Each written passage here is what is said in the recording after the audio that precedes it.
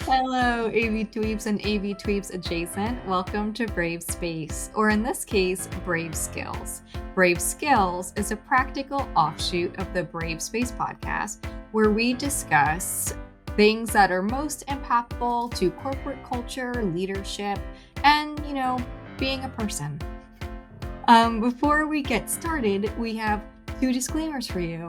The first is that opinions expressed are our own and not representative of our institutions, companies, or sponsors of the show. And the second is that we appreciate listeners' grace and understanding as we tackle topics we're not necessarily experts in. With that out of the way, I'm Britt. And I'm Leon. If they've seen this show, they already know what happened.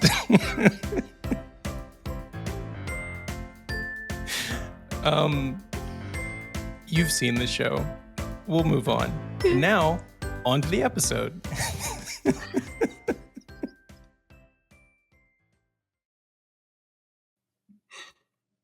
We're starting with the blooper. That's different for us. Okay. But somehow I thought I was helping. I thought I was just going to count. And I thought, don't put your thumb up. I was going to do one with a thumb. And I knew that I was going to do a thumbs up. So then I did this and this. And I held my fingers for too long and forgot about the balloons. So I thought I was helping. And here we are. Anyway. Listen. Hi, audience. Who doesn't love balloons? And here we are. Mm-hmm. And in the spirit of things we love, we're going to keep talking about boundaries. So we've covered a few different ways to set boundaries and what that looks and sounds and feels like in previous episodes. And in this episode, we wanted to specifically hone in on boundaries associated with time and using your time effectively and making sure other people don't suck up your time. Right? Yeah. I think there's irony in that too. Just full disclosure and full transparency for everyone who's listening or watching this.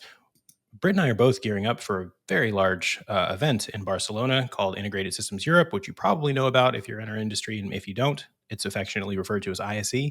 That is weighing on our brains right now. Each of us is probably within a few days of flying out. And so when it comes to this idea of time and boundaries, there's this concept that I think we both dealt with of, do we have time to do this recording? Like, can we find the time to actually get this in?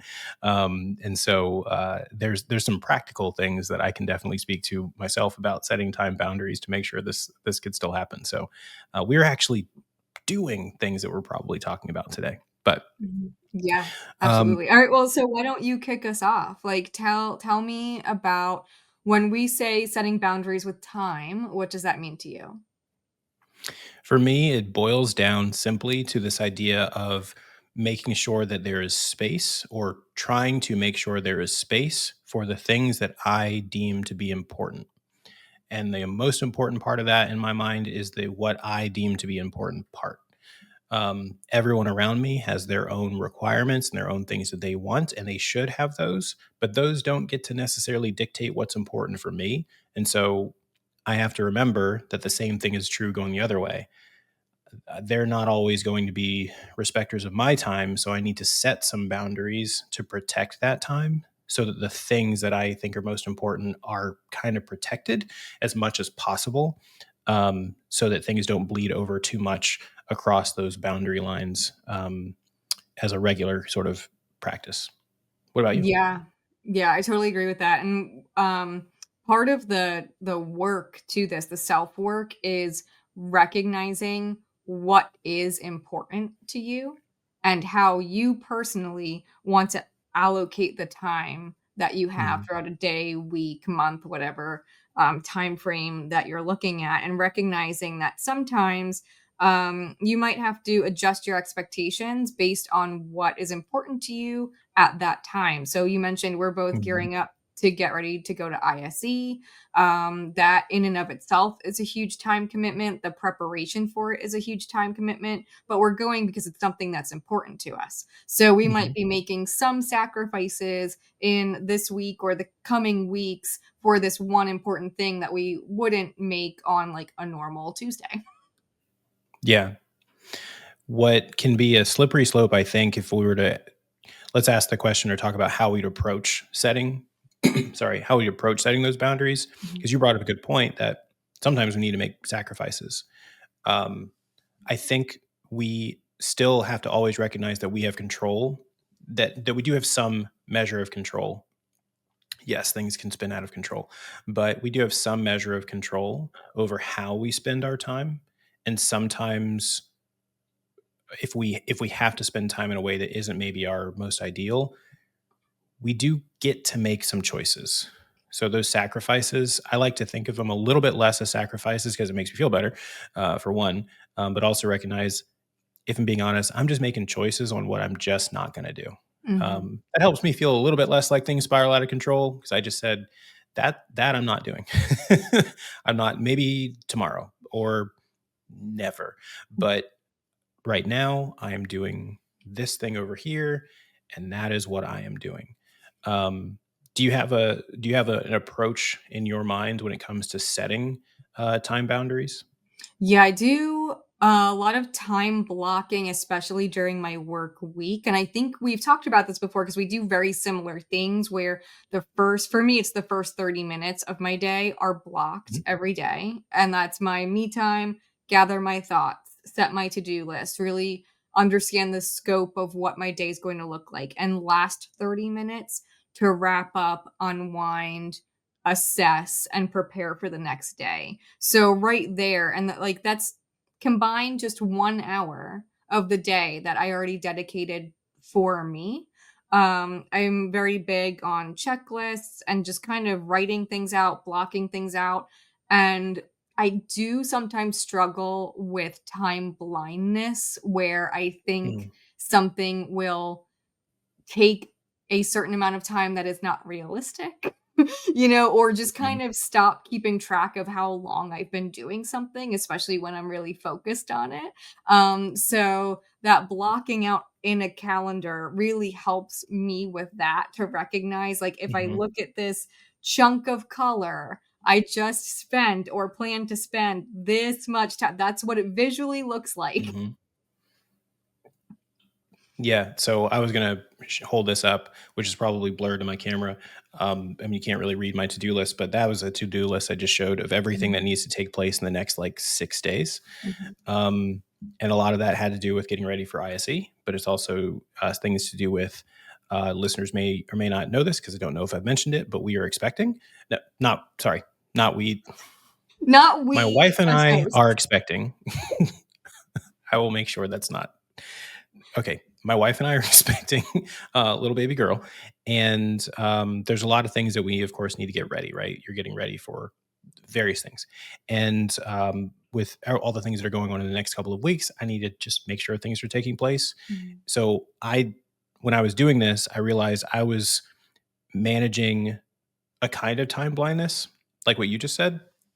The difference is for me, it's not so much that me not realizing necessarily how long something takes.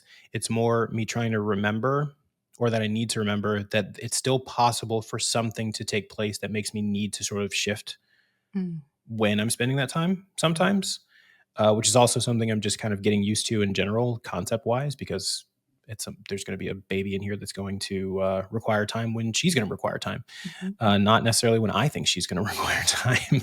And so, in this, instead of going like time block in terms of clock time, mhm, which I normally do, like you, I'm actually doing it in spans of days. mm, So between this day, instead of writing one date, I'm saying this should be done between this day and this day, which lets me do a little bit here and there and not feel like I have to get everything done in a pretty short amount of time. So this I think it's interesting what we're talking about. It sounds like time boundaries when it comes to us managing internally, like mhm, managing things that we are doing and the choices we're making on how we're spending our time. I think I want to maybe ask the same question about time boundaries when it comes to other people. mhm, Um, so we talk a lot about workplace kinds of things. We talk a lot about the idea of being service personnel for clients and customers, people who have needs outside of your family, outside of your home as well. Um, there's not a built-in obligation necessarily to serve those, if you know what I mean, Mhm. versus family and friends and whatnot. And so I wonder if there are any things that come to your mind, having worked in AV for so long, or just professionally, that come to your mind within the subject of time boundaries with other people. Yeah. So it's really multi-layered because it depends on what it is, right?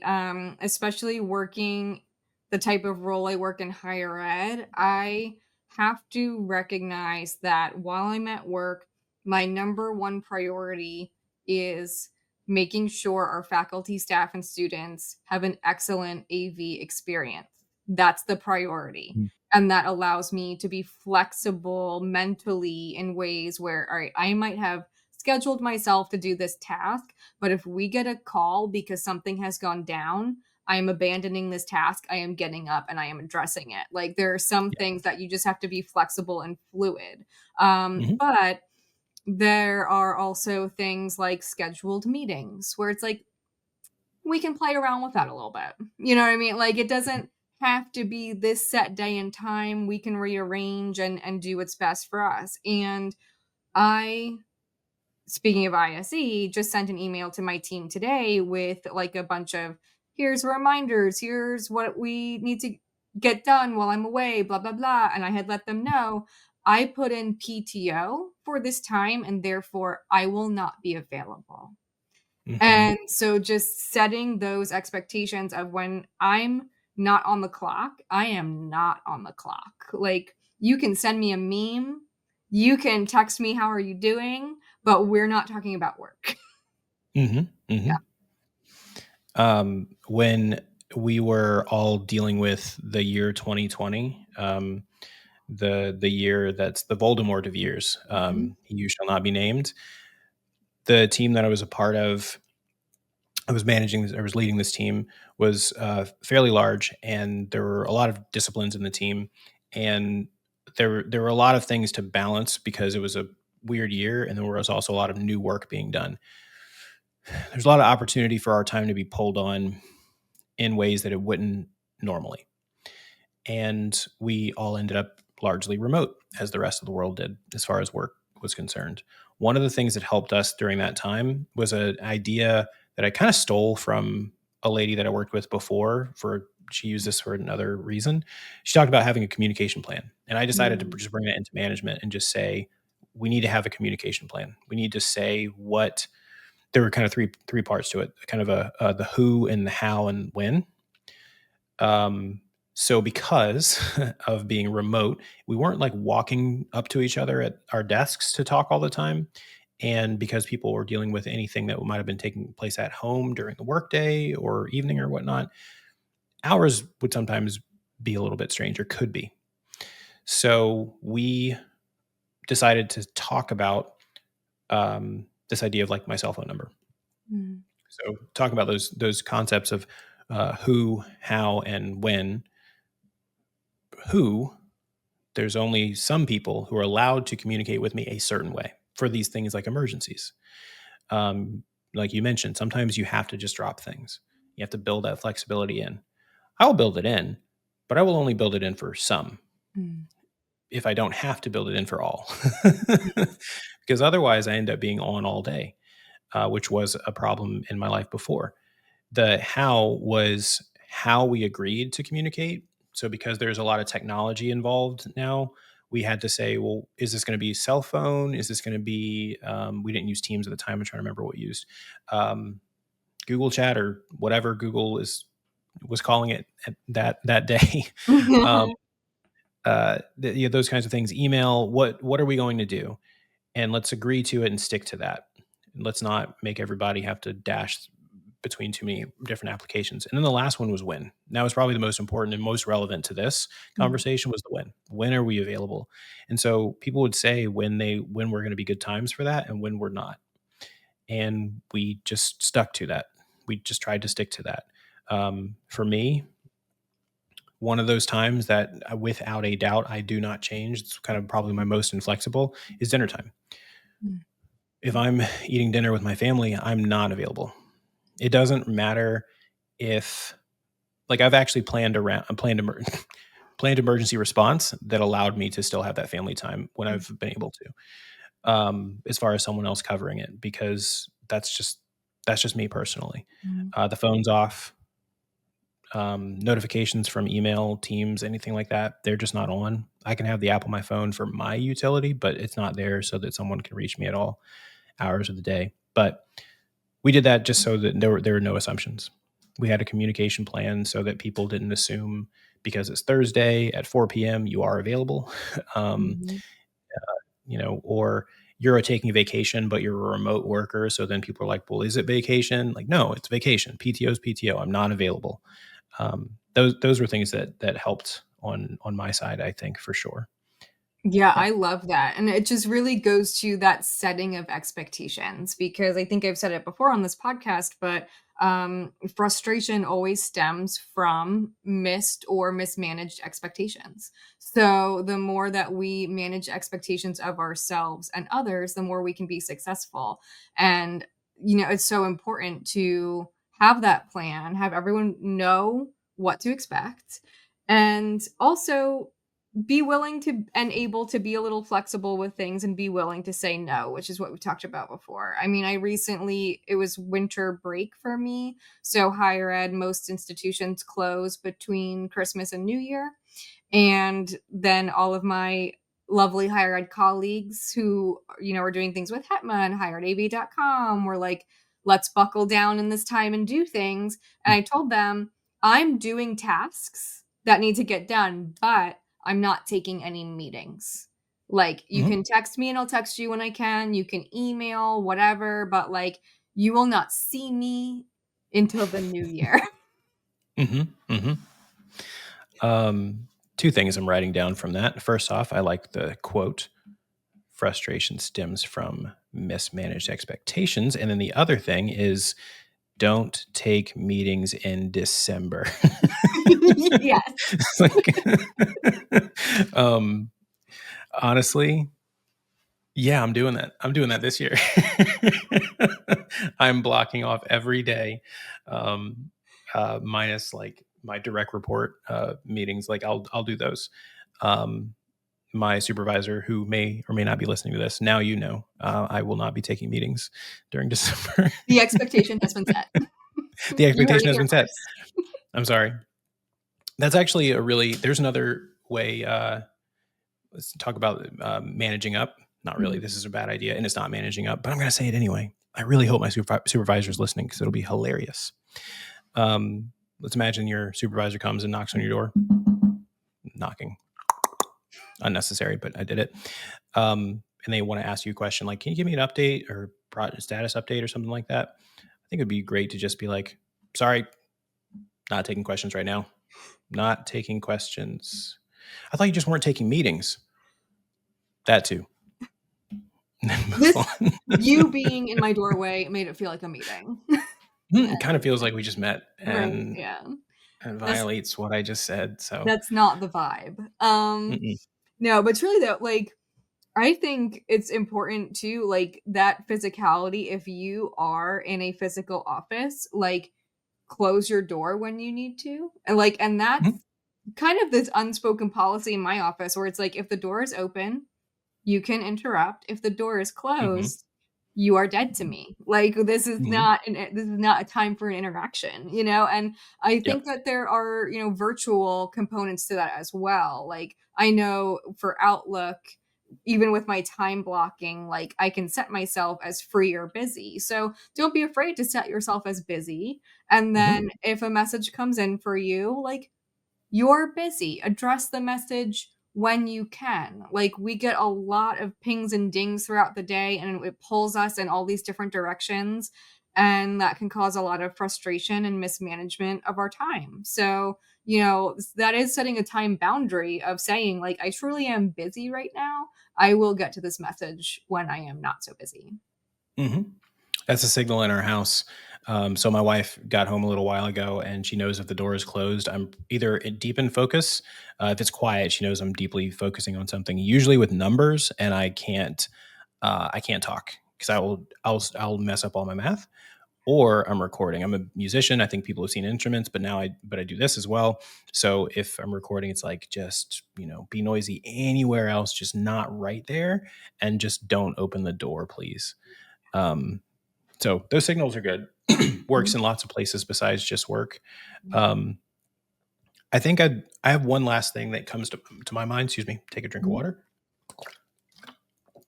Ah, this episode sponsored by. This is Chick-fil-A water. What's it? Dasani. This episode is sponsored by Dasani. Oh, the worst Um, water? apparently. um, there's going to be now watch us have comments. Everyone's like, "Oh, I was cool with this show till I found out they're Dasani lovers." I'm just kidding. Let's not start a comment war. But the thing that comes to my mind, I'm having a brain fart. You said it, and I forgot what it was. What was it? What was it? Oh, you were talking about putting busy on your calendar as um, not even just as leaders, as managers, whatever, just anyone, if you've got the ability to make a public calendar or even just for yourself, I think a tactic should be honest with yourself about the time that you need. Mhm. Uh, because the calendar shouldn't be full of meetings because Mhm.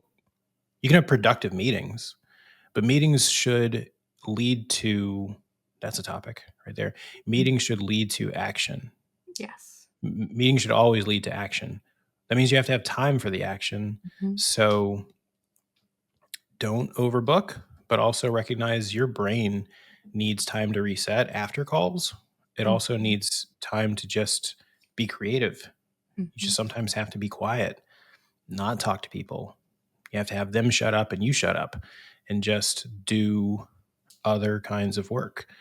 Um, so, with that tactic of time blocking, put down the processing time that you need as well. Mhm. Because how many times, show of hands, everyone out there, how many times have you rushed into a meeting that you had to prepare for and you felt unprepared Mhm. because you didn't have the time or weren't able to or didn't spend the time? Um, here's a quote. I don't remember who said it. Shoot. We'll say it was Yoda. That's not true. Um, I don't know who said it, but here's another quote. Failure to prepare is to prepare to fail. Mhm. I'm pretty sure it was a It member of the was Los Yoda. Angeles Guitar Quartet or Yoda, who also plays classical guitar. There's probably a video of him doing that. But yeah, failure to prepare is to prepare to fail. Um, it sounds mean, but it's true. You have to spend time preparing, though. So set a boundary around that time so that you can be prepared, whether it's a presentation you're giving or you just need to go read all the notes that somebody gave you before you have that conversation with them, Mhm. so that you can be productive or contribute to the conversation the way that you need to. Um, I will say I'm guilty of that, especially during this time, gearing up for ISE and a baby. Mhm. Um, there's a few times where I'm only taking like 5 minutes right before a meeting to see if there's other documents that I need to read. And very seldom have I been surprised, but it's been scaring me. I'm going to show up to a call and realize that someone was looking for me to do something and I missed it somehow in the agenda. But I don't know. That's my pro tip. Block it out. Mhm. Yeah, absolutely. And I think that each person needs to find the strategies that work for them. I sometimes will do a combination of strategies because I've talked about time blocking. I do that all the time, but I also will take your approach where I will look at something in like a few days span and say like Mhm. from Monday through Wednesday, here's the chunk of things I have to get done, and then I'll sit down on Monday and then I'll time block to say like I can Mm. do this, this, and this today, and that checks that off. And then tomorrow I can do that. The only reason I personally need to do that is if I just said Monday through Wednesday, these things need to get done, and then stopped there, on Wednesday, I would go, "Oh, no." Hmm. So, Best laid plans and all that. yeah, know thyself. Yeah. Um, I mean, here's another pro tip. Um, get married. Because I can't think of a better way to make sure that my schedule is making sense than to have somebody that I live with let me know when it makes no sense. Mhm, mhm. Or help me remember the thing that I wrote it down in 6 places, probably looked at it 12 times. And then Wednesday, man. Same, like that same, we'll just call it Wednesday. We'll call that the day when everything hits the fan. Yeah. You look and go, "Oh, I was supposed to that didn't get done. Let's take my little eraser, Yeah. scribble out Wednesday, Friday." I'm an absolute maven at time management. Look at what I just did there. I gave myself extra days. It's true though, don't be Mhm, afraid to, like, give yourself grace, don't be afraid to be mhm, flexible, and make sure you communicate with other people. Those are, like, the big takeaways when you're managing your time and setting boundaries with time, I think. mhm. And I still wanna throw out the idea of no. We've talked about this a lot lately. Mhm. Just how powerful, what was it? You quoted someone at the it's a two-letter spell or something. What was it? Yeah, it's a, oh, it's from the poem. It's a one-word spell with the power to set you free if only you Mhm. cast it, or that's like that's a super duper paraphrase. Listen to the other Yeah. episode where I actually quote it. Yeah, I was gonna say, we should just say, this is a good way of plugging the previous, episode. Yeah. We won't tell you the rest. You have to go listen to that. Yes, yes, because it's a really beautiful poem, and I keep it in my bullet journal to like reference it when I need to. So that's why I can paraphrase it off the top of my head, but not quote it completely. But yeah, don't be afraid to say no. And it's funny because, like I said, when I said no to the meetings between Christmas and New Year, like no one pushed back. No one Yeah. was like, I can't believe you're not getting on a call with us. You know what I mean? So, like, Mhm. don't expect that people are going to react poorly. They're probably not. And if they do, if that's like a genuine fear that you have because it seems realistic to you, maybe those are not the people who you should be working with. Mic dropped on that one. Yeah. Um, I I'm glad to know that I think that there's people in both of our lives that we've said that to, and hopefully that they've been able to take that to heart. But Mhm. um, I've come out of situations where that was the case, and listeners, she's right. She is right. You can move on. You don't have to. You don't have to stay. Um, your circumstances can change. You don't necessarily have to in that case, but the circumstances can change. Yeah. All right. Well, we have been talking about time and setting boundaries for 28 minutes and 53 seconds. So, let's talk about some action items and takeaways for our listeners. Sure. First one is learn the word no. To me, we just said it, but learn the word no and learn to use it and use it. I don't want to say too much, but just use it when it needs to be used for sure. That's number one to me. Yeah. I really, really liked your communication plan and knowing the who, the when, and the how. I think that's a solid takeaway for people to go back to their teams. And if they don't already have a clear communication plan, to create one. Mhm. Last one I would say is be honest with yourself about what you have availability for and make sure you're being gracious about that. You're going to do what you can to make room for the things that are most important to you, and everything may not all fit in, but that's okay. You are one person. You are one person. Amen. Those are all great ways for us to move forward together. We hope that this episode gave you something new to think about in your professional and personal journey. and maybe even expanded your perspective on your own experiences.